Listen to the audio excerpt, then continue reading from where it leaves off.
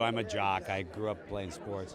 I like sports films, but I also just like the triumph over, and I also like watching how we work best when we're together.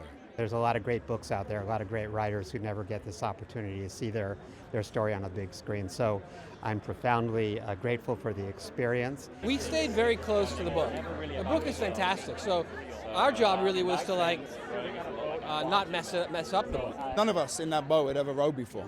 So we were all learning a new skill. And actually the difficult thing about rowing and the unique thing about rowing is it's not about star players, it's about the team. Getting to play the coach was kind of cool.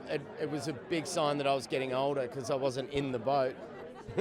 I always love an underdog story and sort of that rags to riches sort of thing where, you can start with nothing but build towards everything, and starting small you can then make a global impact. I think that really resonated with me. I love the book, and if you haven't read it, read it, or if you like listening to it on Audible, the late great Edward Herman narrates it, and his voice was like an alto sax. They had us out there months in advance, and we had some of the best coaches in the world, Olympians around us, and we were going, solely for the first 2 months. We were just doing morning and night and workouts all day, every single day. George is really, he's such a beautiful director, and he's such a pro.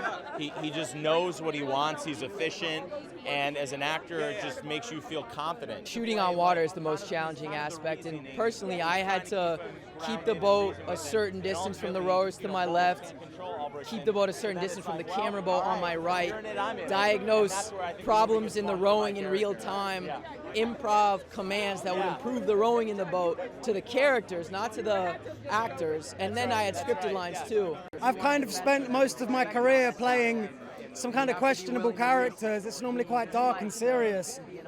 And I was surprised that I was invited to come and be part of this in kind of a comedic capacity, but I really enjoyed it. This is like why George was such an amazing director. It was like the really subtle things that you just gain after, I think, a lifetime of working. But we were on our last day of rowing, and we just done 2 weeks of like the most high intensity rowing and the biggest pressure, and he basically just ditched us at the end of the lake. All of a sudden we turned around and we realized the entire camera crew and everyone had just gone. And we had maybe 5 minutes to row back on our own in the dead silence. I think it was really, he didn't have to do that, but he understood that this was gonna be our last moments together sitting in that boat, and we'd spent so many hours in that for so many months, and it was a really, really magical moment, and none of us really knew what to say, but we all understood that this was the end.